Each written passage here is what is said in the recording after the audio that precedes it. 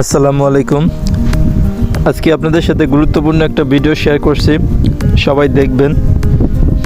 আজকে আপনাদের সামনে কিছু খাবারের আইটেম নিয়ে হাজির হয়েছি। এগুলোর মধ্যে আছে, যদিও সবাই নাম জানেন তারপরও নামগুলো বলছি। এর মধ্যে কাঠবাদাম, কাজু বাদাম, খেজুর, ছোলা, তারপর চীনাবাদাম, কলা আর ডিম। আপনারা সবাই জানেন এই খাবারগুলো খুবই আমাদের শরীরের জন্য গুরুত্বপূর্ণ। যারা শারীরিকভাবে অক্ষম বা রোগা পাতলা, চিকন, ওজন বাড়ে না, তারা এই খাবারগুলো খেলে আপনাদের দ্রুত ওজন বাড়বে। তাছাড়া আপনাদের যারা জিম করেন, যেমন আমি জিম করি, যেই কারণে আমার এই খাবারগুলো খাইতে হয়।